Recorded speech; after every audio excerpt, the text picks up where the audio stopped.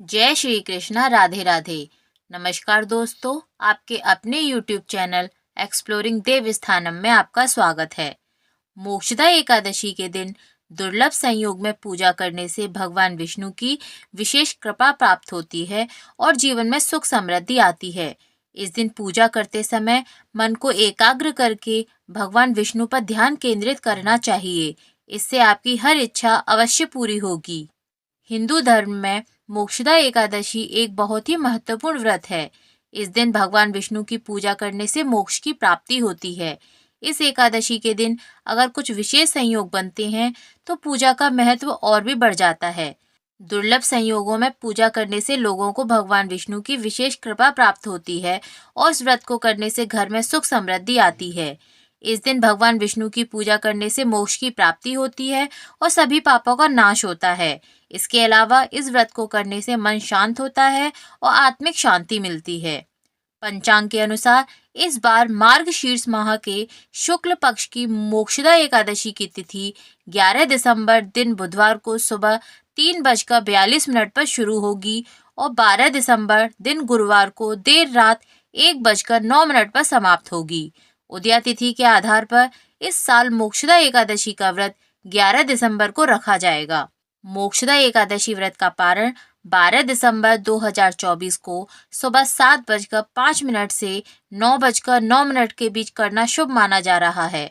11 दिसंबर को भद्रावास, रवि, वरायन, वणिज और विष्टि योग का दुर्लभ संयोग बन रहा है। इन संयोगों में पूजा करने से लोगों को कई गुना फल की प्राप्ति होती है। आइए जानते हैं इस एकादशी पर कौन कौन से दुर्लभ संयोग बन रहे हैं और किस योग में पूजा करने से आपको कौन से फल की प्राप्ति होगी। भद्रावास योग। मोक्षदा एकादशी के शुभ अवसर पर दुर्लभ भद्रावास योग का निर्माण हो रहा है। इस योग का निर्माण दोपहर 2:27 से होगा। वहीं भद्रावास योग का समापन 12 दिसंबर को देर रात 1:09 पर होगा। इस दौरान जगत के पालनहार भगवान विष्णु और धन की देवी माँ लक्ष्मी की भक्ति भाव से पूजा करने पर जातक को मनोवांछित फल की प्राप्ति होगी। रवि योग और वरीयन योग। मोक्षदा एकादशी पर रवि योग का भी निर्माण हो रहा है।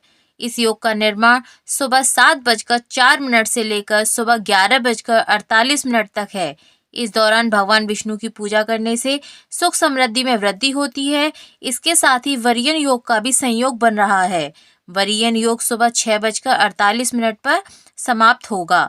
वहीं मार्गशीर्ष माह के शुक्ल पक्ष की एकादशी तिथि पर रेवती और अश्विन नक्षत्र का संयोग बन रहा है।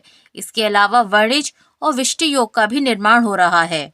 मोक्षदा एकादशी के दिन पूजा करने से पहले स्नान करके स्वच्छ वस्त्र धारण करें। फिर पूजा स्थान को साफ सुथरा करके फूल, दीपक आदि से सजाएं।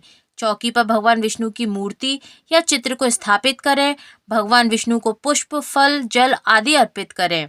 पूजा के समय विष्णु सहस्त्र नाम का जाप करें और मोक्षदा एकादशी की कथा सुनें। पूजा के अंत में भगवान विष्णु को प्रिय भोग लगाएं और लोगों को प्रसाद वितरित करें।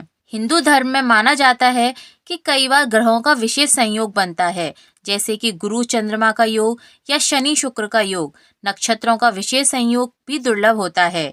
तिथियों का विशेष संयोग भी दुर्लभ माना जाता है। इन संयोगों में पूजा करने से लोगों को भगवान विष्णु की विशेष कृपा प्राप्त होती है और इसका फल भी कई गुना अधिक प्राप्त होता है। इसके अलावा भगवान विष्णु की विधि विधान से पूजा करने वाले भक्तों की मनोकामनाएं जल्दी ही पूरी होती हैं और घर में खुशहाली बनी रहती है। बोलिए लक्ष्मीपति भगवान श्री नारायण की जय।